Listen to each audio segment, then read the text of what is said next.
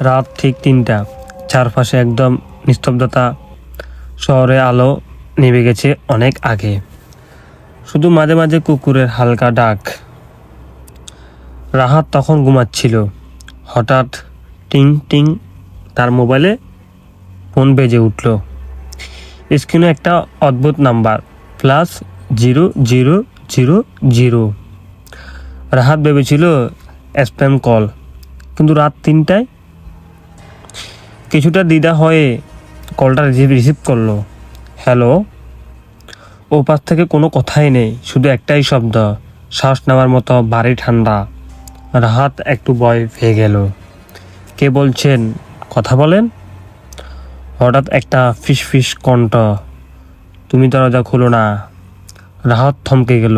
কি বললেন? কণ্ঠটা এবার একটু জোরে। যাই হোক, দরজা খুলো না। ঠিক তখনই তার দরজার সামনে টক টক টক করে 3টা শব্দ হলো। রাহাতের দরজায় কড়া নাড়ার শব্দ। তার বুক দগদগ করতে লাগলো। ফোন এখনো কানে। ওপার থেকে আবার সেই কণ্ঠ, ওইটা আমি না। রাহাত ঘামতে শুরু করলো। ধীরে ধীরে দরজার দিকে এগোলো। কড়া নাড়ার শব্দ থামছে না। টক টক টক টক শব্দ। সে দরজার কাছে গিয়ে জিজ্ঞেস করলো, কে? বাইরে থেকে তার নিজের কণ্ঠ, আমি, দরজা খোল। রাহাত জমে গেল। ফোনে থাকা কণ্ঠস্বর চিৎকার করে উঠল, খুলিস না, ওইটা তুই না। ঠিক তখনই দরজার নিচ দিয়ে একটা ছায়া দেখা গেল, কিন্তু ছায়াটা উল্টো দিকে নড়ছে, যেন কোনো মানুষই না। কিছু একটা হবে হয়তো। রাহাত ভয়ে পিছিয়ে গেল। হঠাৎ ফোনটা কেটে গেল। পুরো ঘর একদম নিস্তব্ধতা, কড়া নাড়ার বন্ধ। কিছুক্ষণ পর রাহাত সাহস করে দরজার কাছে গেল। ধীরে ধীরে দরজা খুলল। কেউ নেই। সব দিকে তাকালো, বাইরে কেউই ছিল না। শুধু পাকা করিডোর, আর মেঝেতে পড়ে আছে একটা ফোন, পুরনো এবং ভাঙ্গা। স্ক্রিনে লেখা লাস্ট কল রাহাত।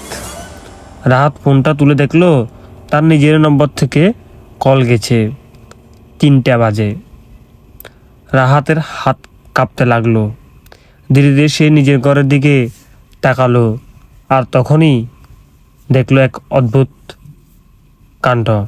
ঘরের ভিতরে তার বিছানার পাশে দাঁড়িয়ে আছে আরেকটা রাহাত।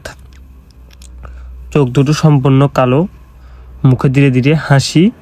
আর সে বলল, আমি তো বলেছিলাম দরজা খুলিস না। ঘরের বাতাস ঠান্ডা হয়ে গেল, এমন ঠান্ডা যেন কেউ বরফ ছুঁয়ে দিচ্ছে শরীরে। তুই কে?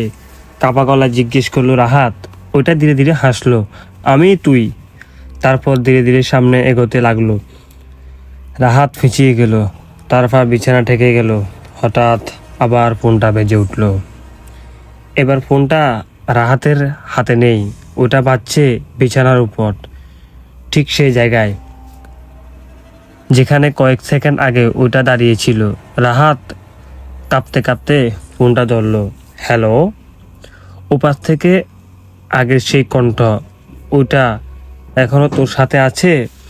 রাহাত তাকালো সামনে, কিন্তু ঘরে আর কেউ নেই। ওটা কোথায় গেল? সে ফিস ফিস করে বলল। ফোনের কণ্ঠটা বলল, ওটা এখন তোর ভিতরে ঢুকতে চাইবে। রাহাত থমকে গেল। মানে? আয়নার দিকে তাকাস না, কণ্ঠটা সতর্ক করলো। কিন্তু মানুষ যতই না তাকাতে চায়, ততই দেখতে ইচ্ছে করে। রাহাত ধীরে ধীরে মাথা ঘুরালো। ঘরের কোনায় রাখা আয়নার দিকে প্রথমে তাকালো। প্রথমে সব স্বাভাবিক, তার নিজের প্রতিচ্ছবি, কিন্তু হঠাৎ আয়নার ভিতরে রাহাত হাসতে শুরু করলো।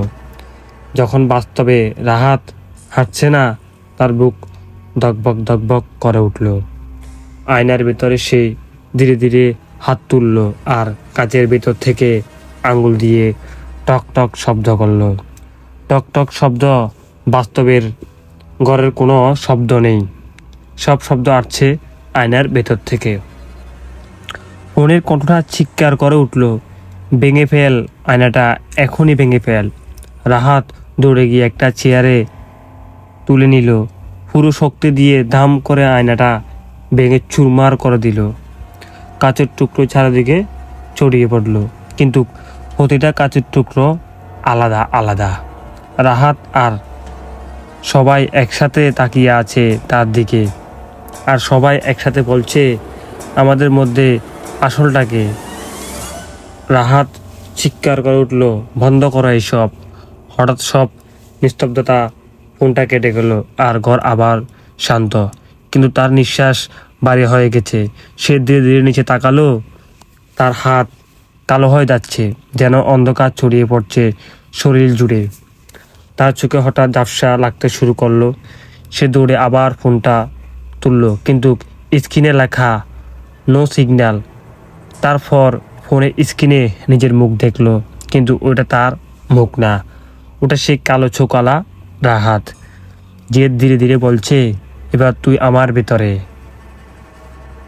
রাহাত আবার চিৎকার করে উঠল, না, এসব বন্ধ করো। সে ফোনটা চুড়ে ফেললো ধাম করে। ফোনটা ভেঙে টুকরো টুকরো হয়ে গেল, কিন্তু ঘরের চারপাশ থেকে একসাথে শব্দ আসতে লাগলো, টিং টিং টিং টিং।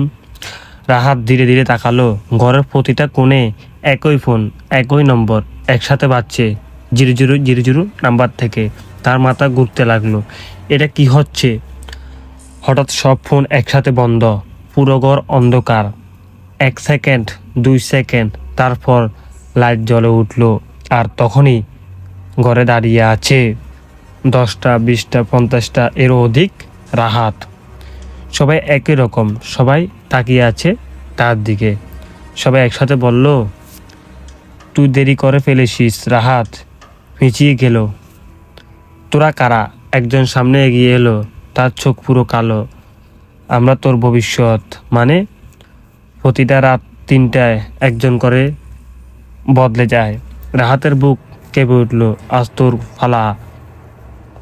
হঠাৎ ঘরের দেওয়াল গলে যেতে লাগলো, সব কিছু অন্ধকারে ডুবে যাচ্ছে।